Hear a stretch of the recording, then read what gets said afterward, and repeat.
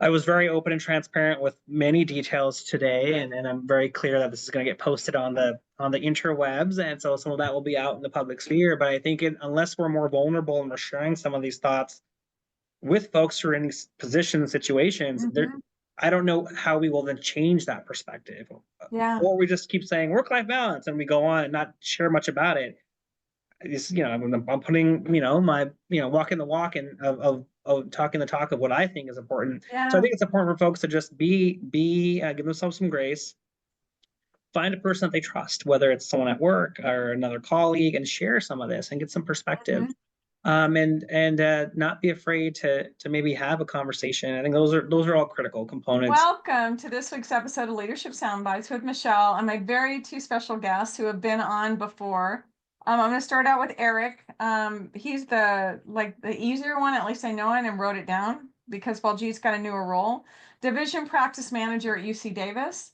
Eric and I, UC Davis Health, not the. Eric and I met, for people who don't know, at Sutter Health 15 years ago, 16 years ago. Yeah. And you did not have the role that you have today. You were actually working with E&Y as one of the auditors. And so we hit it off there. Baljeet, you have a new role, CEO of, oh my gosh, and I wrote it down. So hold on, I'm going to navigate to that in my digital world. CEO of Pain and Rehabilitative Consultants Medical Group. Oh my gosh, that's a hard word to get through. It is a new role for you. And so I'm excited to have you back. And you and I met because when I meet with people, I go, who should I be talking to? Who's a great leader that people want to hear from? And Baljeet, you were the one that Eric named. So today's quote that I'm going to kick us off with, which fits with the both of you, is you manage things and you lead people.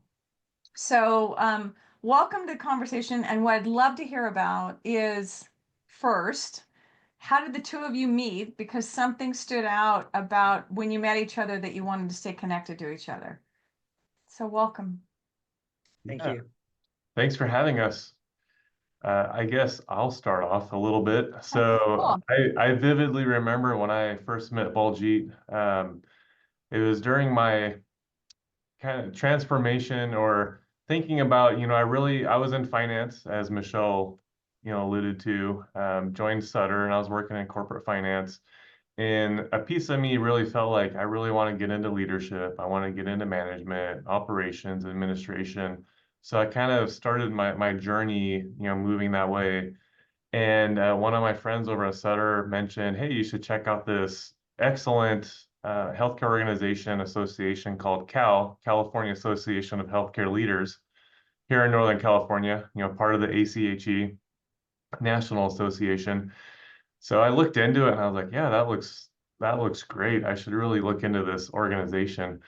And so I went to, I think it was my very first Cal event, was actually a networking session in Sacramento, and in 2015. And Baljeet was serving as the president at that time of Cal. And I walked in, I think it was an Eye for an IO, a fun, little networking event. I didn't really know anybody. But one of the very first people that saw me come in the room was Baljeet, and I feel like he just saw me right away and just said, "Hey, there's someone new I haven't seen before," and went straight to me, which is Baljeet's personality and character, something that I very much admire with Baljeet. And his leadership example is he saw someone that he didn't know, and he just beeline straight for me and shook my hand and said, "Hey, welcome to the Cal event. Who are you?" And I love that. Kind of went from there. So I really appreciated that. Like I said, that's kind of a demonstration of who Baljeet is as a leader, and just felt very welcomed right off the bat. And we just, kind of hit it off. He has a great personality that anybody that knows Baljeet, he'll get along with them, and he's just like a magnet, just draws people in, which is awesome with his personality. But I really appreciated that. So that was my first time meeting Baljeet, and I guess his first time meeting me. But just really hit it off. I really admired him, with his leadership, and went from there. So it's kind of, blossomed into this originally kind of professional friendship, but now it's, friendship, that we stay in contact. So it's been great. I love it. I love it. Baljeet, what's on your mind? Man, that was that was a phenomenal retelling. Mine like a steel trap, Eric. So that's how it was. I remember, but I think just to share a perspective, I think, when you say you want to, embody the change you wish to see in others, I think you really want to, a lot of times you see people on panels and leaders speaking and a lot of things, and you're like, wow, that's great. And, sometimes you hear from others that are working in the same organization and like, that individual, whatever it may be, in whatever industry it may be, I'm not saying it's only healthcare, but they're like, oh, well, X person, while they conveyed this, on stage, that's actually not in practice what we see as much. And there's a little bit of a contradiction there. Sometimes it's that person is too humble, they're actually great. Other times it's like, that person is, there's some opportunities. And I think when we're out, whether it's at work, in our professional environment, or semi-professional in our professional society where I met Eric, we really want to make sure, and I appreciate that retelling, Eric, because you want to be the change you wish to see in others. We hope folks are building community. We hope folks are reaching out to new faces and saying, hey, how feel included, not excluded. And I think that's a big part. But for Eric, I would say one of the things that you might not remember what a person does or said, but you know how they made you feel. In Eric's situation, I remember both. And I think Eric, flash forward, Eric's like, I want to get involved, wanted to join the California Association of Healthcare Leaders board. And so that's when we became even more professionally intertwined. He joined the board, volunteered. And 2 years in a row, I kid you not, after we had a couple times a year, we have an in-person board meeting. Everyone drives in from wherever they are in Northern California. Cal covers 50 of the 58 northernmost counties. So the region is large, and sometimes we would meet in Sacramento. And so we would get together, have our board meeting, develop our strategic plans, do everything we need to do, and then have a meet the board networking session after the board meeting. So we would all then go to a location, and actually Ilfreniah was one of the was the post event to one day we had a board meeting. And so when Eric's on the board, we have, okay, great, we're gonna go to this bar afterwards, and we have folks that are gonna meet us from a chapter. Come on, board members. And I asked Eric, I was like, Eric, okay, so see you over there. And he's like, no, I'm actually not gonna make it. I was like, what do you mean you're not gonna make it? He's like, oh, actually, I'm gonna go to the local, I think Shriners. I'm gonna go to the local children's hospital, and I'm actually gonna visit some kids and a friend's little one that's there. And I look at him and I'm like, wow, I'm about to go drink and hang out and have fun. And here we have this person saying, now this is what I'm doing. And I was so inspired by that. And it was like, you ever meet someone that's so inspiring? You're like, God, what am I doing with my life? Like, this is crazy. And so that was Eric. Next year, same situation. Hey, you're going to go afterwards to the drink? No, I can't. And I was like, oh, are you going to go to Children's Hospital? He goes, well, no, I'm actually a long distance runner. And someone is in a marathon, and I'm going to be running with them. He's not even in the marathon. Eric is going to be running with this person for whatever it is, 20 miles, as just a buddy to keep their spirits up and inspired, and so they can finish the race. And I'm like, you're going to run for 20 miles to encourage someone to run the rest of their race, and neither one of you being punished. I'm sure you both are good people, and you are supporting this person. And I was just so astounded. So anyway, that's the Eric Johnson personally, professionally in society. And then I know he brings that same spirit to work every day. What you see is what you get, both on stage and at work. And I think just wanted to close the loop on my version and my perspective of the story with this friendship that I've developed with Eric. And and just very blessed to have that. Yeah, I think it's awesome. It's interesting you're talking because Eric, I think what were you, a pacer for somebody else? Because you do endurance. And so I know other people have done that for you. You were talking about Kendall Church. I think he ran pace for you to keep you going and up motivated, because they're not doing a marathon, which is 26 miles. It's freaking 100 miles, right? That you're doing, which is Some of them. Yep. crazy. And he says it like, doesn't everyone do that? Yeah, Eric, everyone runs 100 miles. Yeah, everyone does, right? Yeah, we all do. We just don't do it in one shot, right? We do it in little chunks. Across like 4 years, but like other than that, yeah, totally. Right. That's what I'm saying. We do it in aggregate. You just happen to do it in one chunk. Yeah. Yeah. So it's interesting. So recently I've been going through old podcasts to be able to do some shorts and reels, and funny enough, funny haha.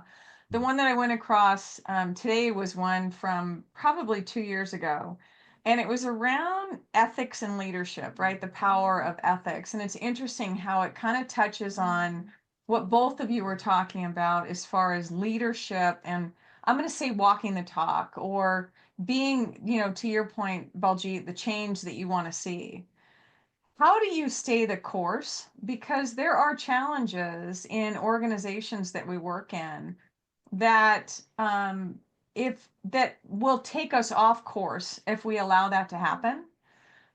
So what is the trick, or what tip, if you would, to stay the course as to who you are, to be the kind of leader that you know you want to be, and not get sidetracked or distracted? Does that make sense, what I'm asking?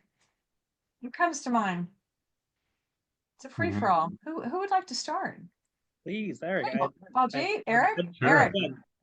Okay. Yeah. I mean, what initially comes to mind for me is your core values. Mm-hmm. Um, I think I can't remember who it was, but it might have been in like a church group or something where I remember a leader that was something I heard was profound for me kind of when in my teenage years. Yeah. Kind of a stage in your life when you're thinking, what am I going to do later on? Who am I? What are my values? What do I stand for? And I remember the guidance that I heard was make up your mind now, of what you want to do, like what you stand for, what you're, how you want to be, what makes you you, Mm-hmm. what's your values, so that when you are faced with a decision or there's a choice to make, you've already made that decision and you don't have to make it Mm. again. And so that's something that always stuck with me. And so for me, I don't know if I'm oversimplifying it or not, but No. for me, it's really understanding what your core values are, who you are, what you stand for, and just make that decision so that you're kind of firm in who you are Mm-hmm. and what's important to you, so that whenever you're faced with any type of decision or choice that needs to be made, as leaders and leadership, there's all kinds of things are always going to happen. And so Mm-hmm. for me, I guess it's getting to that just core principle, the values that I have. What do I consider ethical? And so when those decisions come up, sometimes there's big ones or sometimes they're really small ones. But for me, it's just being able to see, with that decision, where does that line up, Mm-hmm. ethically, and how does that align with me as a person, as a leader, and also Mm-hmm. as the vision and mission of what we're working on, so that Yeah. it's, for me, it's a pretty clear line of, okay, this is where the boundaries are and this is where I'm going to stay. Yeah. So I don't know if that's I like it. oversimplifying it, but Well, for no, me, I that don't think kind of, I that's how don't it think it's resonates. oversimplifying. I think for you, and it's important, you're front loading it, right? Don't wait to where you're in that place to go, how do I feel about this? Right, Right? It's right. like front load it, make your decision as you're going into it. Yeah, I like that. Baljeet, what's on your mind about that? I agree with everything Eric said. I think one of the things is, these roles, these jobs are hard, and Mhm. I mentioned that before. They can hurt your heart, they can hurt your soul for a variety of reasons. It's hard work, and if it was easy, everyone would be doing it. Mhm. And then coupled with leadership, you're managing, leading individuals, different personalities, different perspectives, and it's not everything always aligns all the time, and that's why our roles are here. And so when you're in these roles and you're seeing disparities of a certain type, a certain demographic or population or communities being underserved, some of and mostly I would say 99% of the time it's unintentional, but it's just accumulation of cumulative factors over the last century or so or decades relating to a community being affected in the way it is. And so here we are trying to help peel back decades of whatever it may be, socioeconomic status factors. And so it's stressful. You get sad. Mhm. We're only human. That makes us good at our jobs. That empathy and being authentic in that way. Mhm. But I think in order to maintain that level of integrity and that level of fortitude and resilience, I think everything Eric said is spot on. I also think that a useful exercise for me is kind of stepping back in a moment and saying, if this moment is recorded and it's played back for me later, am I going to be proud of this or embarrassed by what's about to happen or how I'm feeling if I react? If it was on the news, is this going to show up as one of those like moments of like, this is one of my prouder moments, or like, gosh, I wish I wasn't working in an age where everyone had a camera, right? One of those. Mhm. And I think that's kind of the part where I try to step back. And we've all, our own individual leadership styles have been Mhm. developed based on either a style we've seen and gravitate towards, or we've seen and had a massive aversion towards. And we've experienced it. Like, I wish I had a Mhm. leader that did X for me, and so now I'm going to do that for people that I'm going to be in a position to lead. So I think when you for that, and then for this last part, you're just like, okay, well, am I acting in a way that is would be would be behavior that a leader would be demonstrating towards me, or Mhm. or it was the type of leader that I think I am. And I think that's, and you kind of have to think, you're firing at all neurons. You're trying to, that you have to think about all that in like a matter of Mhm. seconds. And Mhm. then it's like, okay, deep breath, let's take a break. And it's always okay to say, hey, you know what, let's revisit this, or now might not Mhm. be a good time, let's take a break. And I think that's always the best way to navigate it versus kind of being reactive or emotional or in a kind of a Mhm. visceral uh, reaction to any of the situation that may arise. So I think all that, and coupled with what Eric says, is kind of how do we stay the course? How do we Mhm. do that? And just giving ourselves some grace. You don't Mhm. have to be perfect all the time, but we can also just try to just be as good as we can be, and without Yeah. being later on regretting on something we may have said or did not do. Yeah. Yeah. It's interesting you say that, and my brain goes to, yeah, pause. Give yourself a moment to pause. I think the other part of it too is, it's easier to work through all that stuff, Baljeet, that you were talking about when you've had more practice doing it. So, but before it's going to be this intentional, okay, I'm going to ask myself a question. Am I going to be, whatever it may be, right? But the other part of it that stood out for me that you were talking about was a lot of what may be happening is not intentional, right? The layers of what you may be peeling back, the injustices, the stuff that's not being done right, the bureaucracy, the whatever it may be, fill in the blank. And my visual that came to mind when you were describing it, I don't know if any of you have ever refinished furniture, old furniture with the layers of paint and the layer upon layer upon layer. That's the visual that came to mind for me, as you've got that stuff sitting there, it's bubbling, and then you're just scraping and you're scraping, right? And peeling this stuff away. Yeah. But it requires patience, and it requires us to stay in this, what positive intelligence world of Coach Shirzad calls sage brain, um, to where we're not survivor, fight, or flight brain. We're in the part of our brain that's creative thinking, that has empathy, that has all that stuff, where we make really good decisions. And in order to be in that part of our brain, we need to be calm. We need to be not stressed. We need to not flood our system with cortisol. And so a lot of it, when we're in those situations, that it could be is not project the intention differently, but presume the best intent so that we can stay clear, level headed, and make really good decisions instead of thinking, you're trying to set me up right now. And so I'm just going to get pissed. But it's all good stuff. The other thing that I would say for people that are listening that may not be a CEO or a division, leader over a section is practice. And to your point, have patience with yourself, because it does get easier with time. Just like driving a stick shift car. When I first started doing it, every single thing required me to think about. Now I can get in a car and I'm good. Boom, boom, good to go. But yeah, it's about practice. Yeah. Um, what stands out for you when you think about leadership? And either one of you, because Eric, you've had significant transitions in your career, right? And your leadership career, from the accounting world and that stuff into the healthcare world, what you're doing now. Very intentional, by the way. It's like, this is what I want. Baljeet, you're in a similar thing because you just started a new role. You were with San Francisco Public Health for more than a minute, right? For you to make a change. What do you look at to know whether or not, and I'm going to air quote this thing right now, whether or not the next move for you is, air quote, the right one? How do you know?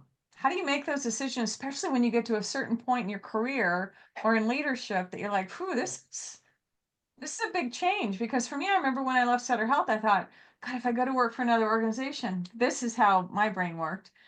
I'm going to have to start over in accruing PTO. I'll be at the bottom of the list. So what do you look at? How do you know it's the right thing? I mean, I'll take a crack at it first. I think as you are, and this is my own experience, as you are going through a career in your own life, so you have a professional career that's rapidly going, you have a personal life that's rapidly going, they're happening at the same time. Ideally, it's not, it's not incongruent, but these are things that are happening. And collectively, your personal life and your professional life will dictate kind of like what kind of life you want to have. You can also say that's the work-life balance that everyone, the term that's used a lot around what we're aspiring for.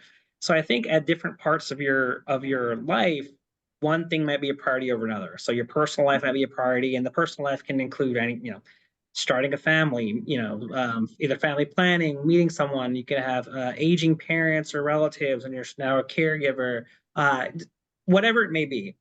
And separately, then your professional career. So sometimes it all's got to add up to 100% of whatever your life is. And when you're in your early careers, you're like, okay, cool, I'm going to focus all on my career and move forward. And I'm on a track where I want to be in the C-suite one day, a CEO, a CEO, a CFO, whatever it may be. And that's one component of it. And you might say, okay, well, right now, having a whatever it may be, a relationship, family planning, that's not a priority right now. Not that it's not a priority at all, but right now in your mid-20s, late 20s, mid-30s, whatever, is not a deal. So that healthy tension or tension is always occurring, give take, give take. And I think as you're moving forward, you might say, okay, maybe the career goals aren't as priority because now I'm at a certain point in my life and I want these other things. Or I don't want to be a state where I waited too long and now I'm like, okay, I regret not being able to do X, Y, or Z, whatever that may be for anyone. Again, it could be family planning, it could be I wanted to travel the world, I wanted to skydive in 5 different continents, whatever. And now you're like risk averse, like, okay, I can't do that anymore. And so that, I think those factors are and I share all that because that's constantly happening. And so, at a certain point in my career in grad school, I would love to be, I'm very fortunate today to be a CEO, but at the same time, like, recently I'm like, well, is that what's important to me? I don't know. What is important to me now is being able to focus more on a personal life of investing in the relationships that, that bring me joy and fill my cup. Family, friends, trying to think about like a future, like, I would love to be a father one day, would love to meet someone to start that life with. So those are things that are important to me. And those are things that I want to focus on now. Then you realize, hey, I want this, but the job I have is actually not allowing for it because now I work till 10 p.m. every night and I work on the weekend mornings and the weekend afternoons. Turns out the weekend evening, I think I work 7 days a week. And so then you got to step back. So this is I'm kind of just for our listeners and for everyone laying out my kind of thought process in terms of that. And so then for me, I get to a point of I feel like I've and then professionally, sometimes you're enmeshed in certain projects and goals and things, and you're like, I can't leave because it's either professionally, I can't leave this thing undone. We're kind of in the middle of something big, whether that may be something you've committed to your organization to see through, or a personal belief, or like, this is important to me, even personally. I've given so much of my time, my weekends, all that stuff to this endeavor. And now I just want to see it through. And so for me, kind of transitioning back to my own recent change, I was at this Department of Public Health for, I think, all in across 2 tours, almost 12 years. And Yeah. it was very meaningful work, serving a lot of communities that are in need. I learned a lot. I was able to build great partnerships, and I was, in my mind, able to leave it better than I found it, and handing off the baton to the next, leaders who would continue this great work, right? Over building on the work of decades of people doing such great work. Yeah. But it's like, okay, well, now I also want to be able to find something where I can, be able to share, have that personal life and all that. And so I was very fortunate that recently a big project that we're working on, getting the country's largest publicly funded skilled nursing facility recertified with Medicare and Medicaid after it was decertified about 2.5 Wow. years ago, came to fruition. We're successful, and the great team that was able to bring that together. That happened. I was like, you know what? I just turned 40. So I was like, well, I kind of want to think about the other part of my life and how that Yeah. looks. And like, what's the role or roles that can help me get to that? And I Yeah. was just so fortunate. I'd stayed in touch with this company in back at where I started my career 17 years ago as a medical assistant before I I went to love grad it. school. And it just, very blessed that all three things happen and intersect at the same time, where this organization is not, it's an ambulatory organization, not affiliated with a hospital or trauma center, not 24/7, not county government where you're kind of beholden to, the winds of change. Mm-hmm. And it's like, and the mission is like to focus on reducing, chronic pain, reducing dependency on opiates and opioids, focusing on interventions that are allow for individuals with chronic pain and brain injury to get back and be in a functional state. We have a functional restoration program, critical brain injury program, and so I was able to, I got lucky. I'm really blessed because Yeah. this organization's mission aligns with what I want to do. It allows me the flexibility of what I want to do and for personal life, and it also is like able to serve a community that is really in dire need. And Yeah. so that's kind of my whole thinking for laying it all out there in terms of how I think about it, how I thought about it, and how I Yeah. apply it to my life. So I've spoken for quite a while. This is what happens when I go first. And when Eric goes first, I guess be like what he said, plus 2 sentences. But with that, I would love, Yeah, you know, well, back to you all, and Eric, I'd love to see your thoughts on it.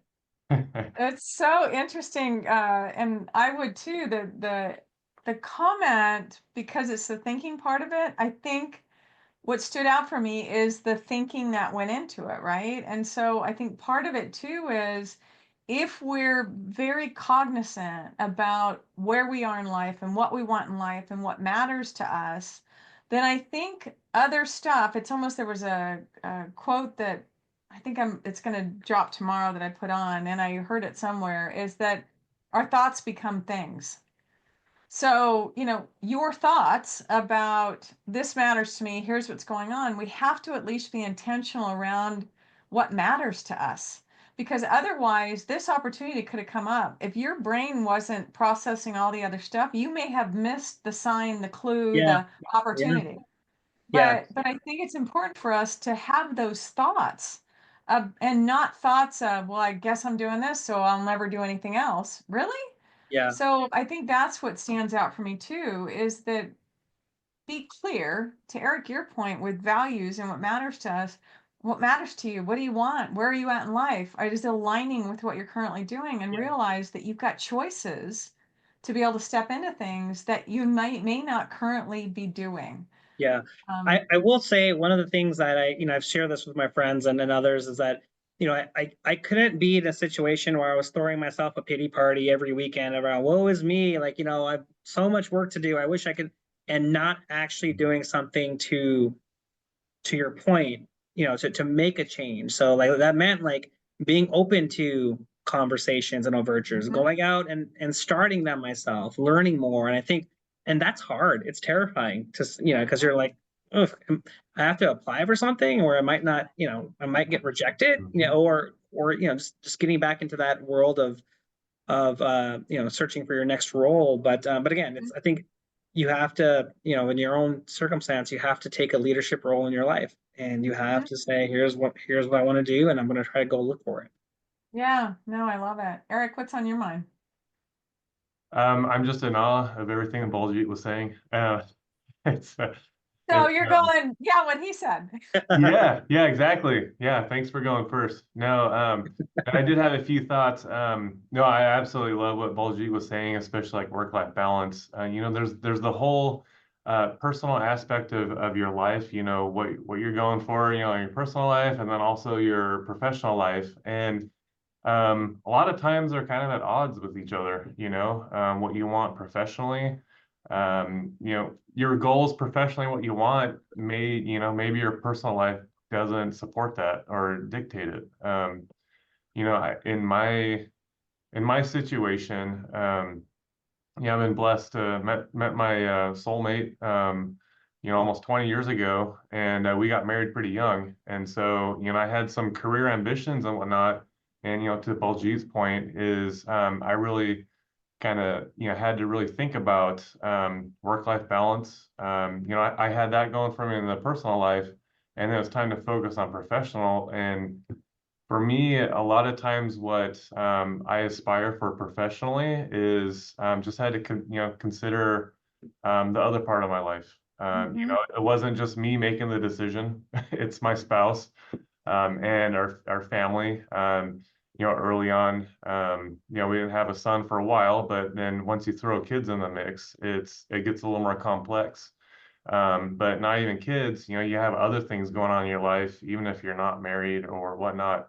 There's always all kinds of things that come into play in your personal life, and it's how you juggle that, priorities and everything.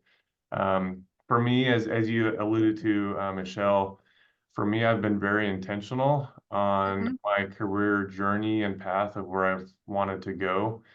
Um, it's if you ask my wife when we first got married, I wanted to do everything under the sun, and had to really focus on what do I want to do. So for me, when considering making job moves, what's the next thing, I've always been really intentional of looking at what that next opportunity is and have some specifics in mind of what I have the main goal in mind, what I want to do. I want to be in leadership. I love healthcare. I'd love to help run an organization. But obviously there's stepping stones to that. And I knew there's a lot of value in not just going straight to the top. There's so much value and experience you gain with that climb. Just struggling and going through those challenges. You learn so much that's going to help you later in your career, and be able to help others along that journey. And then even when you're kind of climbing, getting those points, it's continually looking back and helping grab those others that are coming up behind you and helping them come up too. So for me, looking at those opportunities, I've been very intentional of noticing where I wouldn't say my faults, but where maybe experiences I'm lacking in or skills or knowledge, and trying to round that out, fine tune, my whole package. And so I've been deliberate in those next opportunities, looking at what's going to help round me out. What am I missing? What do I need to add to my toolkit? And so that's kind of the decisions that, kind of help guide me on what I've been looking for next and evaluating possible job opportunities. In addition to, trying to juggle the personal life. Obviously with the family and whatnot, kind of limited some of the places that we were willing to go and willing to do. So, but that's all fine because that's what is important to me as well, and so it's a journey together. So Yeah. it's been great. It's interesting you're talking about, right? Because part of it is um, development and areas that we need to learn and grow, and we don't always have to make career changes to do that. So it's the whole idea of we can grow in place. So where can I stretch and challenge myself and get those gaps closed, those opportunities, or build muscle that I don't currently have? And I don't mean endurance running. But we can do it. We can do it a lot of times in place. You can do it with, like, you belong with, Cal, and so you're part of that. And so where are those opportunities to step in with leadership roles that translate to operational, organizational type roles with experience. And then we ready ourselves for whatever that next open door is. And I think part of it is to understand, because I was talking to, I coach leaders because I'm an executive coach too. And so I was talking to one recently who's, CEO's here, and she reports to someone who reports the CEO. And it was around this thing that she wanted more, but didn't know exactly what it was. And a lot of times that tends to stop people in their tracks. And it's like you can have a conversation with your one up, and I encourage people to do it, that if you're ready for more, and you don't have to know what more means. So that, because the thing that I'll point out for you, Eric, Baljeet, there's going to be few tables that you don't have a seat at that, are above you, or, that you report to. But there are people in other venues having conversations about where the organization's going to go, the strategy around it, what kind of people we need, what's going on. And as long as we can throw our hat in the ring or express interest that we're ready for more, and it could be, I'm going to stay in the role I'm in, and I'm going to expand my scope, and I'll take on more, right? But I think part of it too is knowing yourself enough to know when you're ready for more, whatever that may look like. Yeah. Um, Thoughts on that? Comments? Do you disagree with that? Um, I agree with what you're saying, especially kind of growing where you're at as well. That's one of the things that I've been fortunate with in my role here at UC Davis Health is I have an amazing leader that I report to. I just, love her to death, and she's getting closer to retirement. So Yeah. I've been looking at those opportunities, and I see everything on her plate. She has a lot of departments that she's managing. I'm just one of them. Right. But I see some of the things that she works on, and you know, I I always love to help, and I'm always looking for, like what you were just talking about, areas that I might not have as much experience in. So one of the things that kind of resonated with what you were just saying is, my current situation. I have my department I'm working on, but then I also have an amazing supervisor that I'm constantly just in communication with her. We meet, bi-weekly one-on-ones, and I come up, I draft my little agenda of things on my mind. But I'm also paying attention to her and her needs as well as, technically we're having a one-on-one for me, but at the same time, I'm also paying attention to what her needs are, Mm-hmm. as a leader, and trying to, handle operations. So there's been a lot of good opportunities where I'll pick up on little things that she makes comments about or things that Mm-hmm. she has on her plate going on. And I've been able to offer help, just say, hey, that sounds like a lot of work. I'd love to help you with that. Yeah. Is there anything I can do to help support you, or I can take off your plate, Mm-hmm. that would be good for me to learn and grow. And I've been Mm-hmm. very open with her too that I want to continue growing. I want Yeah. more experiences. I'd love to continue to help, advance this organization. Mm-hmm. I've been very open with her, and that's been a great relationship with my supervisor, Yeah. because she does give me little things here and there that technically aren't, within my scope of work, but definitely within my capabilities that I Mm-hmm. can help figure out and do. So Yeah. that's kind of what came to mind, growing where you're at Yeah. is just really seeking those opportunities that there's lots of ways to help. Yeah. There's a nuance to what you said, and Baljeet, I'd love to hear, and then we can wrap it up. There's a nuance to what you said that I think is so important. When you've got a one up who's got, I'm going to call it a lot of plate spinning, a lot of stuff going on. I've heard people make comments like, well, I go to them and say, how can I help you? And it's like, if you have someone who's that busy, right, that stretched, I don't think they can think beyond what they're doing a lot of times to tell you, take this specific thing. But what you did is what I recommend to people. Take a look at what they're doing, right? And then say, hey, I can help you with that. Because then they're going to be open to that and go, oh, okay. But that's the better way. And I love that you called that out. Baljeet, what's on your mind? I would say, again, I like going after Eric. I agree with everything Eric said. It's one of those things where, you may not know everything, but you can still be the most passionate person in the room. I think as when I started my career as a intern, just not even finished grad school, it was like, oh, you just want to do this. Okay, great. I can take minutes. I can do this. I can do that research. I can take these PDFs from 1970 and retype them all to convert them into, now there's software for that, but we Yeah. can convert these into like a text form so we can have a soft copy. It's really, because a lot of our leadership meetings sometimes are just a lot of really smart people who are really busy tossing around all these really great ideas, and then when the meeting ends, it's like, wait, who's going to do this? And then no one, Uh-huh. no one has the time to do it, or no one says anything. But the moment someone pipes up from the room saying, yeah, I can do it. I got some bandwidth. It's like, wait, what? Oh, okay. And and so that is uh, endearing, and it's also like, imprint and brand yourself. Obviously, if you're wherever you are in your career, you got to know your limits. Don't overcommit, over volunteer, because again, like all the comments said earlier about a work-life balance, you don't want to volunteer when your current role already has you working 45 hours, 50 hours a week.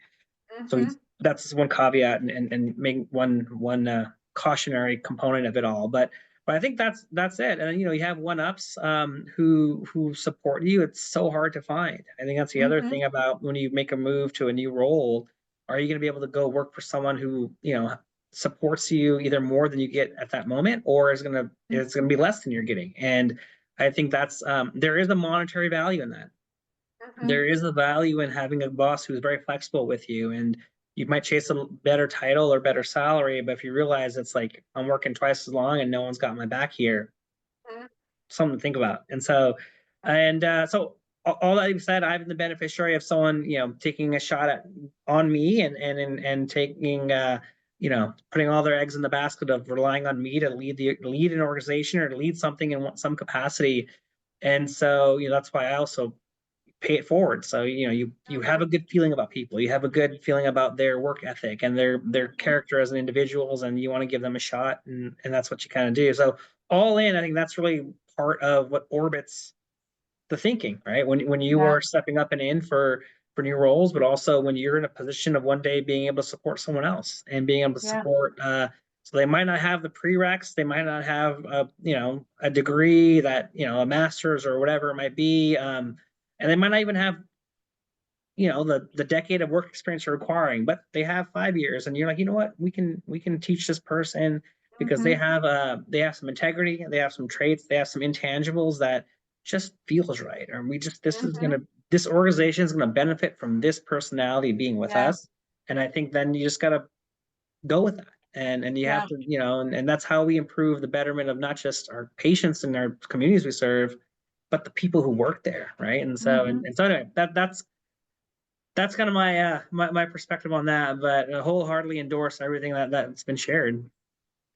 You two are funny because Eric and I had a similar conversation. I appreciate you two and the time that you took. I would love to hear, Eric, what's one or two things you'd love people to walk away with that just stands out for you on this conversation?